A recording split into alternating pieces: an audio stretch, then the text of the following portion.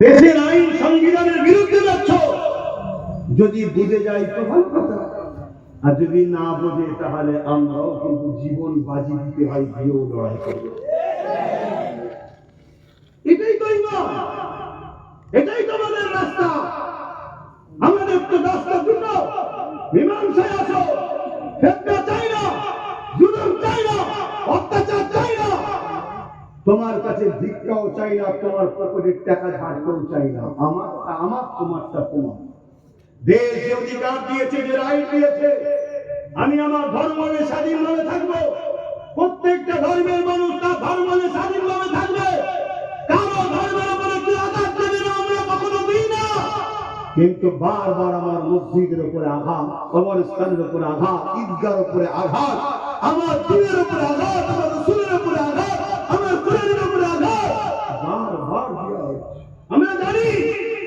আমরা জানি কোরআনের সূরা কালামের মধ্যে আল্লাহ বলেছে, যারা আমার নবীর সামনে গুস্তাখি করে তারা নুতফায়ে হারাম, জানোর সন্তান। আমরা জানি, এই জানেন নবী? তাহলে আজকে যারা ইসলাম আমার রাসূলের উপরে আঘাত দিচ্ছে, আমরা জানি তারা অবৈধ সন্তান। আমাদের কোনো সন্দেহ নাই, এতে কোনো সন্দেহ নাই। কারণ কোরআন এমন একটা কিতাব, জালিকাল কিতাব লা রাইবা ফি, এর মধ্যে ভুল তো দূরের কথা, কোনো সন্দেহ নাই। জোরে বলুন সুবহানাল্লাহ। আর এই চ্যালেঞ্জের উপরে কোরআন হাজার হাজার বছর টিকে আছে। পুরো পৃথিবী জুড়ে সব থেকে বেশি যে কিতাবটা তেলাওয়াত হয়, যেটা কালামুল্লাহ, আল্লাহর বাণী, America, France, Britain, Australia, German, প্রত্যেকটা মুসলিম মুলকে কোটি কোটি ডলার টাকা খরচ করে কোরআন কেনে রিসার্চ হচ্ছে কি করে ভুলবার করা যায়।